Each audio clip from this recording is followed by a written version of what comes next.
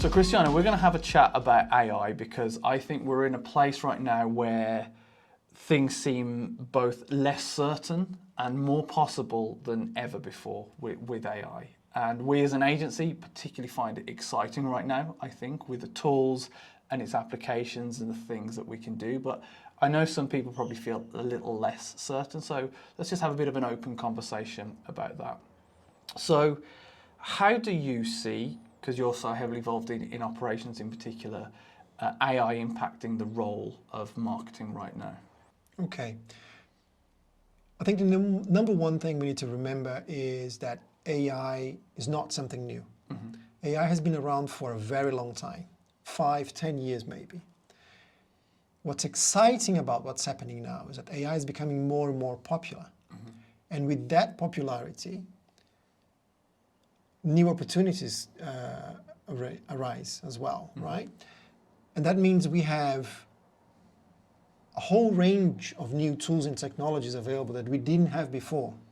And that's what's exciting about this to me, because we now have loads of options of tools that will help us do our jobs better, faster, more accurately. And that's super exciting. Mm-hmm. But then at the same time, we need to remember that all these new technologies and everything that AI can do for you, AI is just a tool. Mm-hmm. It's not going to replace some insights that only specialists have, all those years of experience and expertise in a particular subject. So as long as you have that in mind, knowing that AI is just a tool, but it can definitely help you do your job faster, better, more efficiently, then this is the way forward, in my opinion. Yeah, I think that is a really important thing to remember. Like AI is I still think it's quite a blunt instrument as a tool, and it can take so much of the mundane work and the sophisticated research and replication of work, but it's still only as good as the person using it. I think it's great for taking those mundane tasks off people, right? So people can just get on with the real work, the thinking work, the strategy work. So I think that's how it's being used. And the metaphor that I've used for this, and I've told you, Cristiano, is I see AI like an incredible graduate who's just started your business. I love that analogy. They've come in, they're smart, they're bright, they've got all these kind of skills, they will eventually know what to do, but you're probably not going to put them in front of your clients from day one. And I think that's how I in particular look at the use of AI. It's helping me do all this research, all this work, but it still needs that human interaction and the coaching and the stuff on top of it. So I think that's where we're at right now. That's not to say with the rate it's developing, that is always going to be the case. But I think where we are right now, it is a very sophisticated but blunt tool that does need smart marketers to kind of keep it in check. Yeah, absolutely. And that's a challenge, right? Because we have seen this in many organizations. They're trying to replace individuals or whole teams with AI technologies and tools, and we're not quite there yet. I think it's going to be many, many years before we're actually ready for that. So for now, just a tool. You still need specialists. And to your example, if you use it right and if you train it right, you can get a lot from it. I also as well, I've seen AI is great for the tools for the individual job roles. I've not seen it done particularly well yet from a workflow perspective, passing work between departments and all that kind of stuff. I've seen great time planners and schedulers and things, but I think that sophistication of end to end where people think it's going to steal people's jobs, I don't think it's there right now. That's not to say in for kind of a couple of years' time it's going to be the case. And it's really important for senior marketers to stay up to date with AI, to become that specialist within your organization, because things are changing so fast. But right now it's not there, so everybody's got time to keep up. I think it's very good for the tasks within the individual job role. It's that passing along, yet I think there's still opportunity, because there's so many things that can go wrong, right? Absolutely.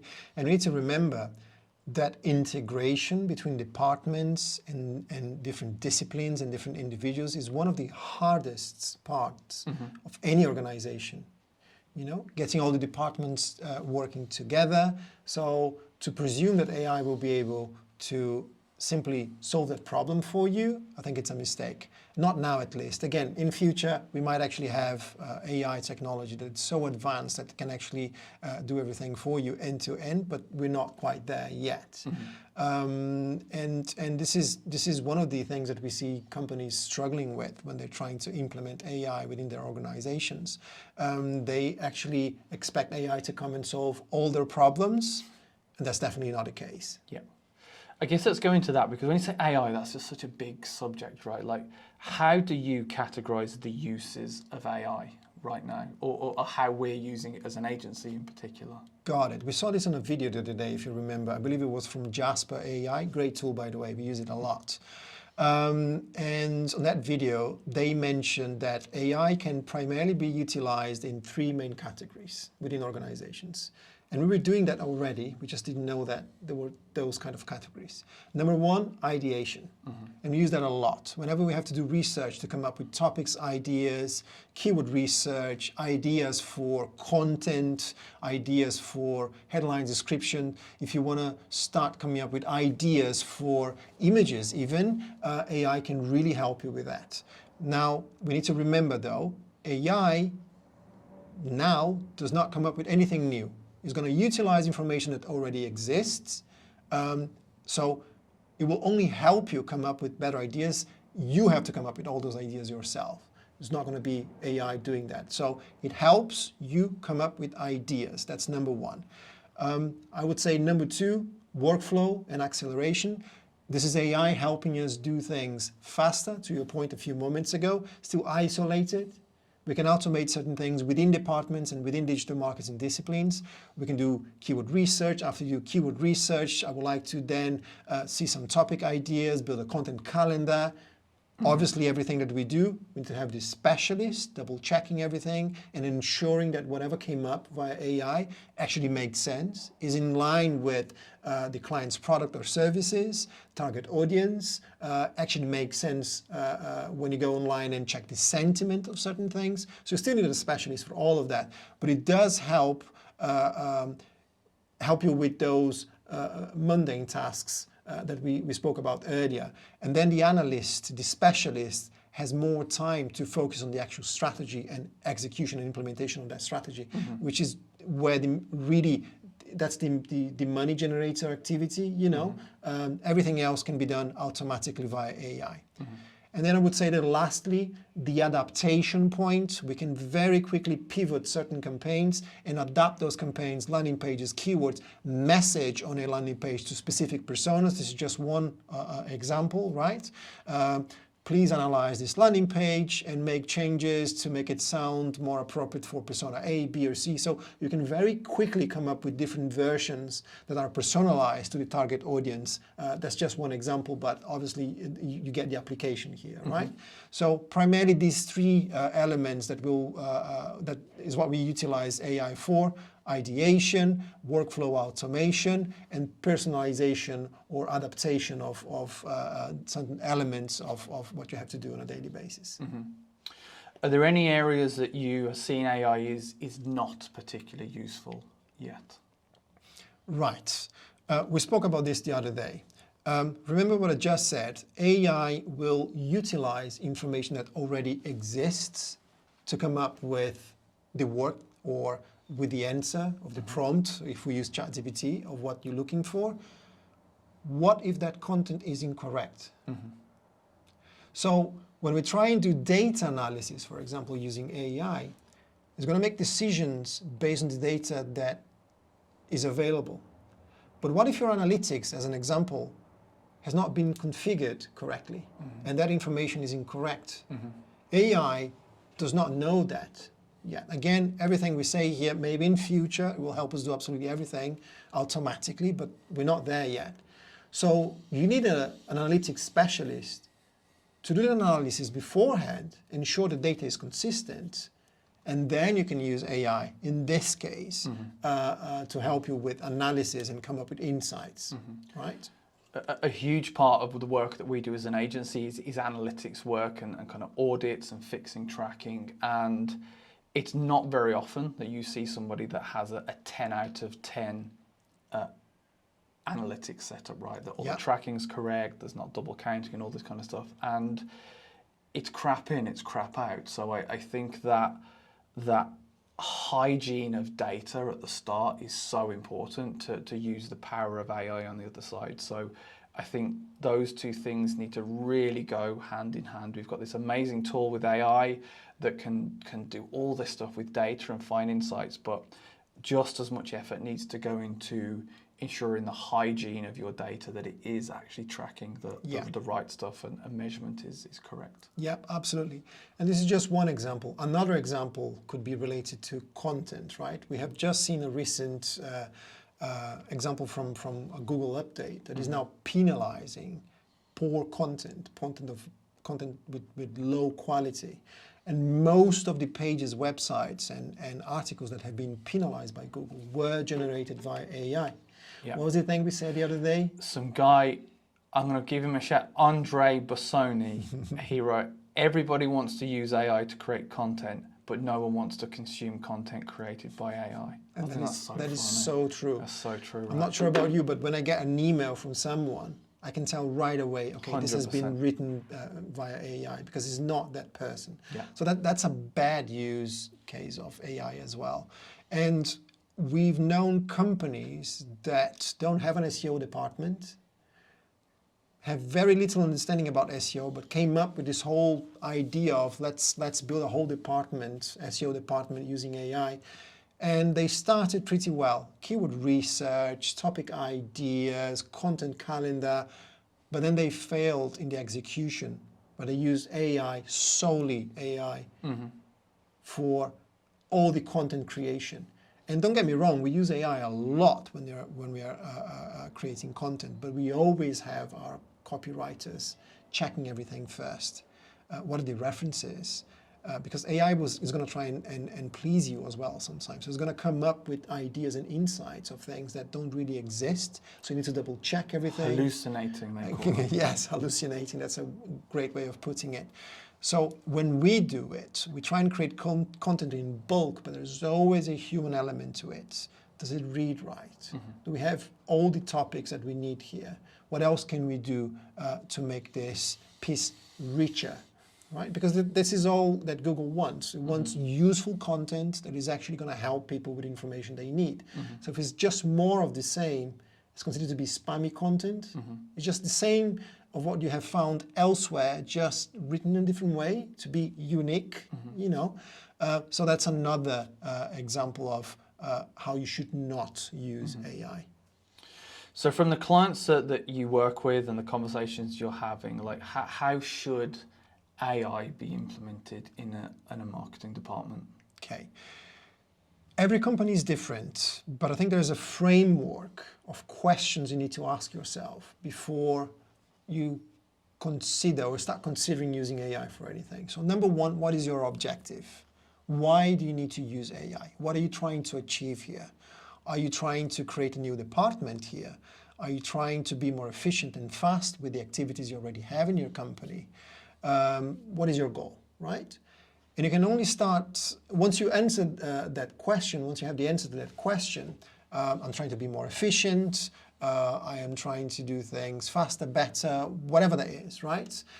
Then you need to start mapping out your company activities, basically, from beginning to end. So, and that's a very difficult exercise, by the way, because if you ask me, how do we operate, I can tell you very easily our structure and what teams do. Once you have to put that on paper and create a map of your organization, it becomes something very, very difficult.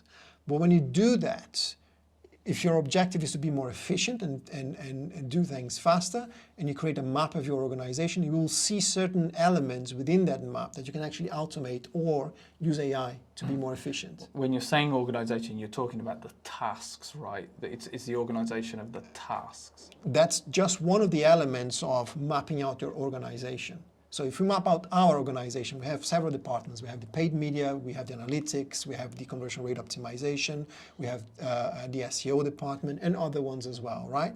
So you started mapping out your organization, and within SEO, you have lots of activities. that will include client management, but also more SEO-specific activities. The same for paid media, the same for CRO. When you start mapping that out, you're going to find tasks that you have to do on a regular basis, repetitive tasks. And if you have to do those on a regular basis and you need to use tools for those tasks, can you then use AI to automate that flow for that task in particular? But when I say you need to map out your whole organization, we're talking about a much higher level in the hierarchy. You need to map out all your departments, what they do, what activities they do, and then you start figuring out which of those activities can actually be automated and which ones you can actually use AI to make your life easier. Should any job roles in companies be concerned about AI taking those jobs? Okay, I would say no for now. Right now, you still need specialists for absolutely everything you do, okay? That doesn't mean it's not going to change in a couple of years, maybe 2-3 years. And this reminds me of that interview that Lex Friedman did with Jeff Bezos. Very interesting. I highly recommend you guys watch that one. It's eye-opening in terms of AI. So this is the difference between having a human learning about something and having AI trying to learn about something. Humans will make decisions with a very small set of data, but will learn faster. AI has access to a much larger data set, like terabytes and terabytes of data. But it takes a lot longer to be able to make certain decisions, to act independently. And one example that he used was, we're trying to get AI to learn how to drive for many, many years, and it only takes 3 to 4 months for a 16-year-old teenager to learn how to drive. It's not going to be perfect, but that's the main difference there. So AI cannot make certain decisions yet. You still need specialists. However, you need to embrace it. You need to start learning AI, all its benefits, all that it can do for you now, because then if a type of job no longer exists in future, and that's probably going to be the near future, you're going to reposition, you're going to be able to reposition yourself. And you're still going to be able to use AI, and you're still going to be able to do your job, but just in a different position. Yeah. Right? The example of that was ChatGPT when it was launched, I think a couple of months after ChatGPT became super famous. A new job role appeared, which is the prompt engineer, and we had specialists with vast experience, 3 months experience basically, in prompt engineering. But that's just one of the examples. If you understand how prompts work, how to ask the right questions to get the information you need from AI, that's one example of a new job that is probably going to replace activities, not necessarily jobs in organizations. Yeah, absolutely. It is probably going to come for several jobs. So I think within your organization, be the go-to person to ask these questions, be the person that's doing the research, listening to the content, just kind of staying at the forefront. So as this new tech starts to phase in, you become indispensable in the company, and your role will inevitably evolve. So I think, yes, roles will go, but they will evolve into something else. Absolutely.